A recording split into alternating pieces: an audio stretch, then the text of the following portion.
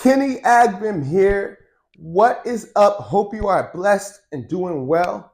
I'm here to talk about why people are not getting pre-approved. I have a ton of people in the last 2 months that have reached out to me asking for help about lending, asking for how to get pre-approved for a loan. And I want to give you some free game that's going to help you get your steps in order to get pre-approved so that you can get that house that you love. The two main reasons why people are not getting approved is one, their credit score is too low, or two, the debt to income ratio is too high. Now, let me teach you some things real quick. What is a credit score? A credit score is how you are rated basically based upon your credit usage or your willingness to take on debt and how responsible you are with it. What contributes to your credit score? Well, this can be credit cards, this can be loans, this can be debt, it can be bad things, it can be collections, it can be unpaid bills, bankruptcies. There are a ton of things that create the financial picture that lenders look into, which is called your credit score, in order to grade your credit worthiness. So that's one big thing we have to address and one big thing we have to fix. The second thing, what is my debt to income ratio? Simply put, a debt to income ratio is how much money do I make every single month versus how much money do I owe in debt every single month. Ideally, you're making more money than you owe money, and you want to have that at least at 50% to be in a good area to qualify for a home. Now, what is debt? Debt is not rent, okay? Rent is an expense. That is not debt. Debt will be things like your credit card payments every single month. It'll be something like your car payment every single month. Student loans can be considered debt. So these are things that you want to make sure that you are on top of and taking care of. And what I'm going to do today is teach you 3 ways that you can help to build your credit score and decrease your debt to income ratio at the same time. Let's get right in. Step number 1. I'm going to write this down so you all can see. Step number 1. You want to pay your minimum balances in multiple increments. Pay balances in, forgive my handwriting, in multiple, this pen is struggling, in multiple increments. Come on, pen. I'm gonna use the red side next. So, why do you want to pay your balances in multiple increments every single month? The system is actually trained to calculate how many payments that you make towards your balance each month. So, when you make more payments in a month, the system is actually like, hey, you're doing a great job, and rewards you for the effort that you take towards making those monthly payments. Now, what might this look like? Let's say I have a credit card and my minimum monthly payment on my card is $100 a month. What would we typically do? When the statement date comes in, we'll go in the bank, take out the money, and pay $100 a month towards that card. My suggestion to you, instead of paying that $100 up front, break it down. Cut it in half. Pay $50 a month 2 times, or pay $25 4 times in a month. By increasing the number of payments that you are making, the system is calculating more activity on your account, and the more positive activity on your account, the more that helps to, in this case, trick the system into thinking that you are doing more than what's actually being accounted for, and that will help to boost your score. So, step number 1, pay the minimum balance in multiple increments every single month. Step number 2, I'm going to use a different color for this one, so I hope it works. Step number 2, Pay more than the minimum monthly dues. Pay more than the minimum monthly dues. Hope you can see that very clearly. Pay more than the minimum monthly dues. Now, why do I want to pay more than the minimum monthly dues? Y'all know of a word called interest. So, interest is something that racks up over time and is calculated every single month based upon the remaining balance on your account. So what happens is the more that you pay above the minimum balance, the less that your account builds interest over time. And this is super beneficial for your score.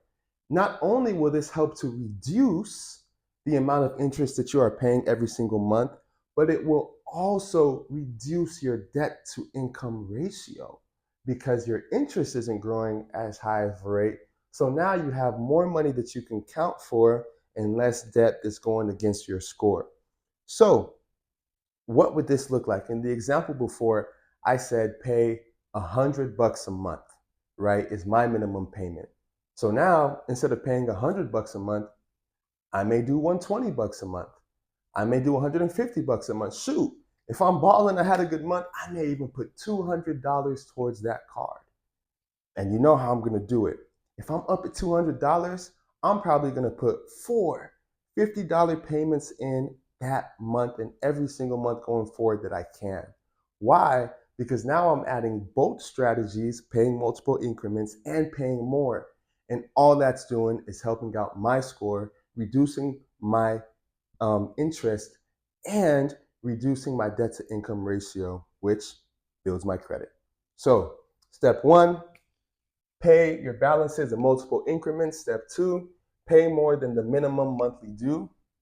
Drum roll, please. Bada bing, bada bang. Let me hit you with step number 3. Step number 3 is a term that we like to call the snowball effect. Oof! Okay, y'all, hold on. Y'all are gonna kill me. Let me fix this. This is an F. People always make fun of my handwriting. This is an F. The snowball effect. You get the idea. So, what is the snowball effect? This is putting a situation together where, let's say, I have multiple things that are going towards me in debt every single month. So, to break this down, I'm going to say I have 3 accounts. I have a $500 a month credit card. I have a $600 a month car payment, and I have a $1,000 a month school loan. Now, these are just random numbers I threw out there. Don't talk to me if they're crazy. Just get with me for the concept behind this. So $500 a month is my lowest payment. So let's use this scenario and say I have multiple credit cards, but this is the only one that I've used.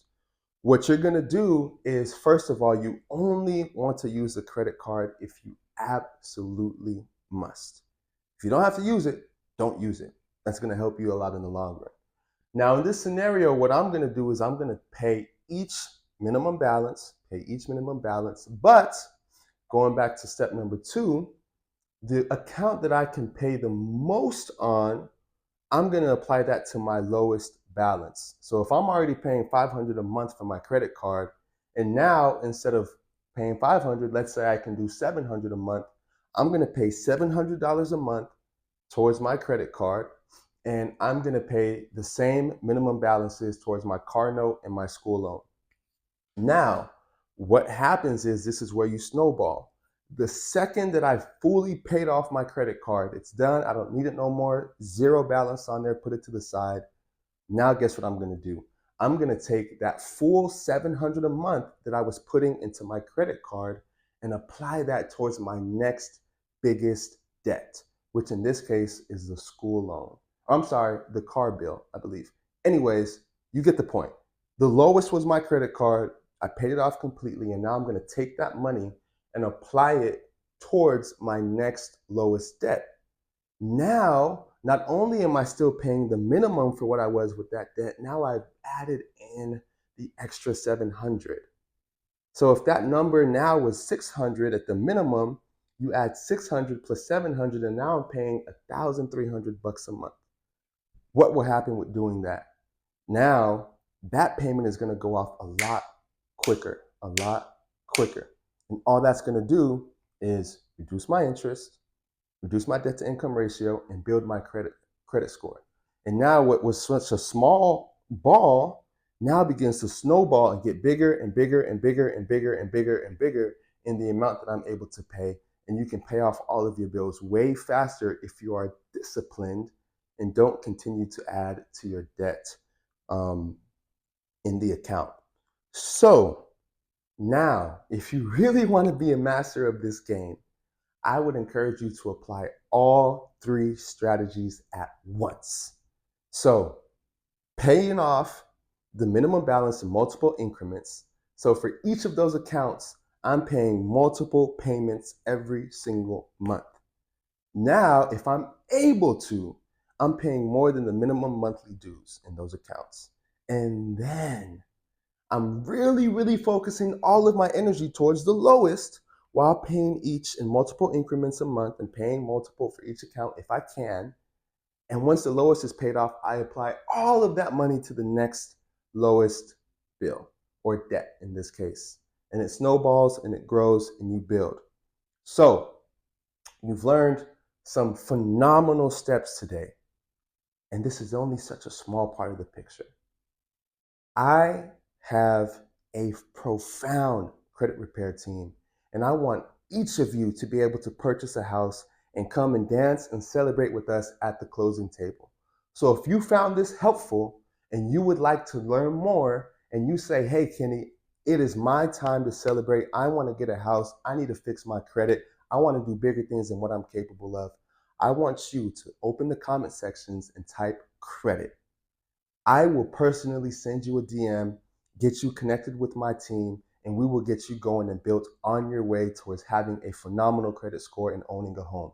Again, if you see this video and you say, dang, I want to be in that position, type credit, C-R-E-D-I-T, in the comments, and I will personally get in touch with you and get you on your way towards having a phenomenal credit score and getting in a house.